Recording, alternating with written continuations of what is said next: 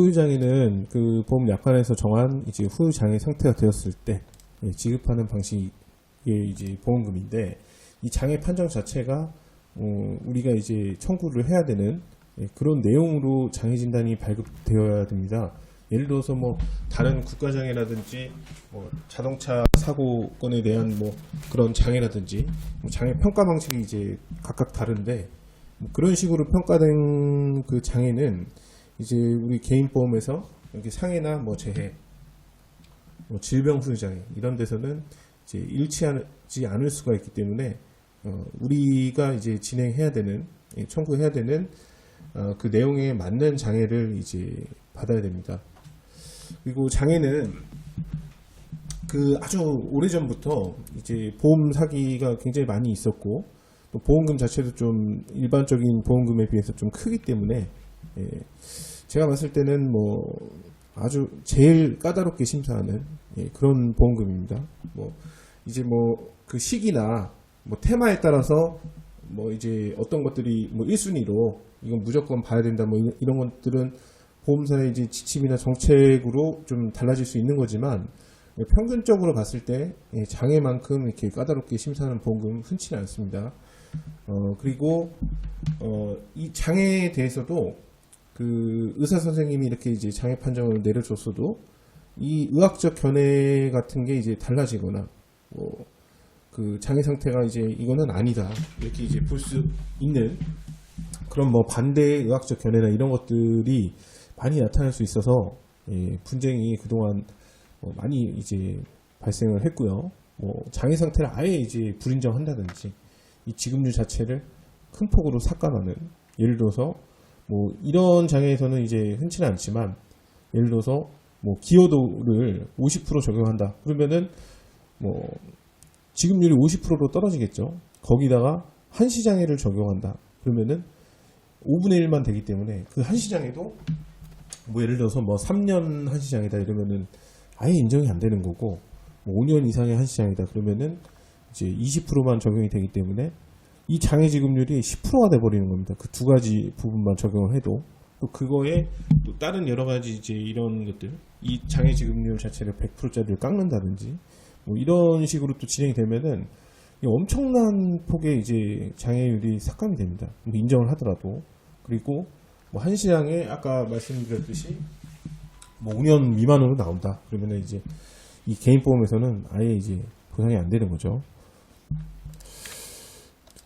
가입자의 이제 예상 속에서 이런 것들이 나오는 게 아니라, 이제 내용을 보면 이거는 장애 진단서 가지고 이제 봤지만 실제 이제 보상 실무나 뭐 조사 과정에서는 굉장히 다양한 기록들을 봅니다. 이분 같은 경우도 이제 외상성 뇌출혈로 이렇게 됐고 1차 입원, 2차 입원도 했고 수술도 이제 하신 환자분인데, 이런 진단서 같은 것들이 이제 한번 발급이 되면은 나중에 이런 것들을 이제 재발행을 할 수가 있는데, 본 이제 청구권에 따라 다르지만 조사자가 진단서 같은 것들을 재발행하는 경우가 있습니다. 여기에 예를 들어서 우리가 뭐 장애, 예를 들어서 뭐 상해나 재해 장애를 청구를 했는데 그런 것들에 걸림돌이 될 내용이 나온다든지 막 질병이 나온다든지 뭐 그런 것들은 다 삭감의 포인트가 이제 될 수가 있는 겁니다. 그리고 여기에 이제 이 기록들도 이제 병원에서는 이 가입자 생각과 다르게 굉장히 많은 기록들이 작성됩니다. 뭐 종류만 해도 수십 가지고요. 이렇게 입원을 오래 하거나 뭐 검사를 많이 했거나 또 수술까지 했다 그러면은 이 환자에게 작성되는 이 차트의 종류만 수십 가지가 됩니다. 그런 것도 한 장만 작성되는 게 아니라 아주 여러 개로 이제 작성이 되죠. 또 아까 이제 잠깐 봤지만 입원을 149일이나 하신 분이기 때문에 의무 기록을 떼보면은 이런 분들 같은 경우는 수백 장이 나옵니다.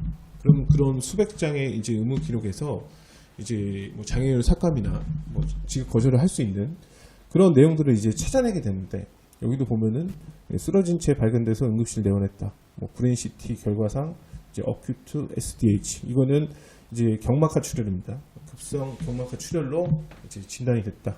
이런 내용이 있는데, 이 외상성 뇌출혈에 대한 장애는 당연히 질병 후유장애는 해당이 없죠. 질병이 아니기 때문에 외상성 뇌출혈은. 그런데 이제 외상성 뇌출혈이라고 해서 무조건 재해가 아니라 상해나 재해는 또 각각 약관에서 그 상해 사고가 뭔지 재해 사고가 뭔지 이렇게 정하고 있습니다. 그러면은 여기에 이 쓰러진 채로 발견이 됐다. 이게 상해냐 재해냐 애매하다는 거죠. 예를 들어서 뭐 선행하는 게 뭐 예를 들어서 어디에 걸려 넘어져서 이렇게 이제 다쳤다. 이런 내용으로 있는 거랑 이렇게 쓰러진 채 발견이 됐다. 그러면은 이 사람이 어지러움이나 이런 걸로 쓰러져서 이제 예를 들어서 쓰러져서 이제 발견이 됐다고 이제 돼 있는데 예를 들어서 뭐 어지러움이나 예를 들어서 질병에 의한 뭐 이런 것들로 먼저 선행이 됐고 그런 선행이 먼저 일어난 다음에 이제 환자가 뭐 중심을 잃고 쓰러져서 어디에다 머리를 부딪혔다. 이런 결과가 이제 나올 수도 있잖아요. 그래서 이거에 해당하는 거는 또 여러 분쟁이 있는데 그 선행이 예를 들어서 뭐 질병이고 그 질병으로 인해서 뭐 발생을 했다.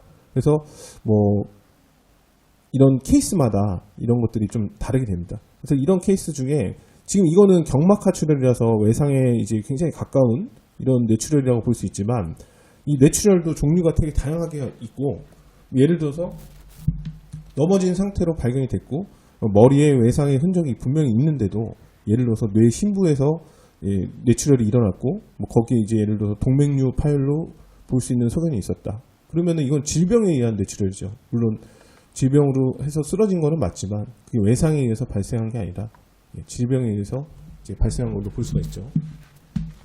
그래서 이런 하나하나의 이제 이런 내용이나 이 기록들은 아주 중요합니다.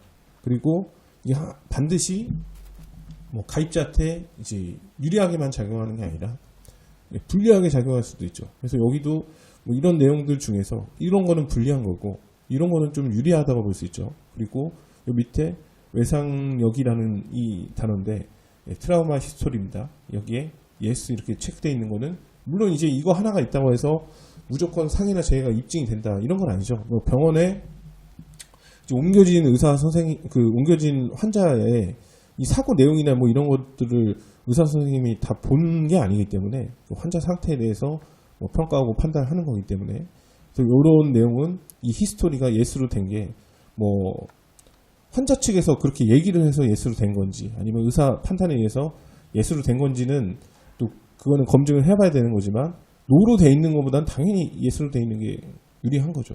노로 돼 있으면은 또 문제를 삼습니다. 이거는 외상이 아니라는 걸로.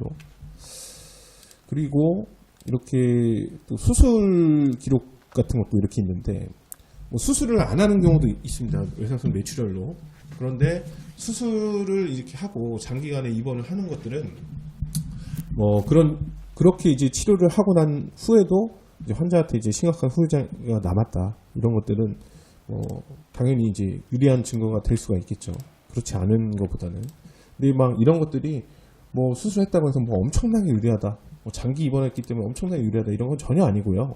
그 장애 판정 시점의 환자의 상태라든지 그동안에 이 환자의 상태를 가늠할 수 있는 여러 가지 이런 기록들. 여기 뭐 이거는 수술 기록이고 아까 그거는 초진 차트지만 환자 상태가 어떤지 계속 검사하고 이런 것들을 써놓잖아요. 뭐 그런 거에 예를 들어서 뭐 괜찮다. 뭐 장애가 뭐 예를 들어서 뭐 걸어 다닌다. 뭐 이렇게 돼 있는데 뭐 100% 장애 청구하면은 누가 그거를 믿어주겠냐는 거죠. 네, 그래서 어쨌든 간에 이런 기록들에 나와 있는 것들은 매우 중요합니다. 그리고 여기에 이제 작성된 기록들이 엄청나게 많기 때문에 뭐 병원에서 이거는 전체를 요구하지 않는 이상 가입자가 다 병원에서도 그냥 가입자한테 모든 기록을 다 주는 게 아니거든요. 통상적으로 떼어가는 서류만 주는 거지 이런 서류들을 뭐 전체적으로 다 이제 무조건 이렇게 발행을 해주는 게 아닙니다. 또 이 가입자가 이제 요청을 해야지 이제 받을 수 있는 서류이기 때문에 그래서 이 사례도 이제 굉장히 오랫동안 준비를 했습니다. 이 장애 상태의 판정 시점 전부터 기록들을 저희도 이제 검증하는 데는 물리적으로 시간이 필요하기 때문에 또 그런 내용들이 또 문제가 될 내용들이 있으면은 그런 것들은 하나하나씩 또 다 보완을 해놔야 되기 때문에 그래서 이제 장기간에 이제 준비가 있었고 이제 후유장애 최종 판정은 이제 아까 본 대로 100%로 이렇게 이제 나왔습니다. 신경계 정신 행동 장애로. 그래서 이런 것들 또 들어가면은 그 보험사 검증하는 또 절차가 있는데, 아까 서두에 말씀드린 대로 뭐 지급률에 기여도랑 한시만 곱해도 뭐 어마어마하게 깎이기 때문에 그런 내용들을 볼 수 있는 거를 아주 중점적으로 찾아내죠. 예를 들어서 이 100%일 때 뭐 1억이 지급된다 하면 10%면은 뭐 1,000만 원이면 거의 9천만 원을 깎는 거기 때문에 어마어마하게 깎을 수가 있는 겁니다. 그리고 불인정이면은 뭐 1억 자체를 아예 이제 안 주는 거기 때문에 이 금액이 엄청나게 큰 거죠. 그리고 후유장애 1억은 뭐 그렇게 큰 게 아닙니다. 또 뭐 가입돼 있는 것 종합해 보면은 뭐 1억 정도는 뭐 평균보다도 좀 더 적은 금액이기 때문에 이 삭감 폭이나 불인정 금액이 굉장히 큽니다. 그래서 이 사례도 이제 보험사도 한 3개월가량 이제 검증을 했는데, 왜냐면은 너무나 이제 자료들이 많았고, 또 보험사도 이런 100% 후유장애는 거의 이제 인정을 잘 하지 않는 약간 이런 경향들도 좀 있고, 철저히 검증을 하기 때문에, 회사에서도 뭐 의료 자문부터 시작해서 뭐 내부 의료심사, 감정 이런 것들을 엄청나게 거치고 그렇게 했는데, 초기에 저희가 이제 제출한 뭐 자료도 굉장히 양이 많았습니다. 뭐 손해사정서 내용도 이제 다른 건과 다르게 이 재사고의 입증부터 시작해서 뭐 이런 것들이 다 들어갔었기 때문에 양이 좀 이제 많았고요. 그래서 보험사도 이런 여러 가지 이제 절차들을 거친 후에 최종적으로는 100% 후유장애 이제 진단으로 인정을 해서 온전하게 1%의 삭감도 없이 보험금 처리가 되었습니다. 이런 것도 이제 끌려다니면서 이렇게 이제 뭐 진행되는 경우가 있는데, 우리가 뭐 보험금 지급 사유나 이런 것들은 먼저 선입증을 하고, 그 다음에 문제가 될 만한 이런 쟁점들은 미리 분석을 해서 그거에 맞는 자료들을 다 이미 제출을 먼저 이제 하고, 그 다음에 진행 과정에서도 이제 이미 이제 회사가 하려고 하는 것들을 우리가 이제 먼저 다 선점해서 이렇게 진행을 하게 된다면, 이 주도권 자체도 물론 뭐 우리가 주도권을 진다 뭐 이런 표현이 뭐 적절치 않을 수도 있지만, 이렇게 끌려다니면서 이렇게 하는 그런 것과는 결과도 큰 차이를 이제 보이게 됩니다. 그래서 후유장애 이제 이런 것들은 청구 전부터 미리 완벽하게 이제 내용들을 분석을 해야 되고, 주의점 자체를 요약해 보면 그렇습니다. 주의할 사항은 이제 가입자의 상식이나 예상 속에서 이런 것들이 벌어지지 않기 때문에 이런 기록들이나 이런 것들은 꼼꼼히 다 살펴봐야 되고요. 뭐 장애 진단서, 일반 진단서 이런 단순한 서류로 뭐 보험사가 그냥 바로 뭐 보상 처리를 하고 이런 것들이 아니기 때문에 여러 내용들, 그리고 청건마다 이제 또 살펴보는 내용이 좀 차이가 있습니다.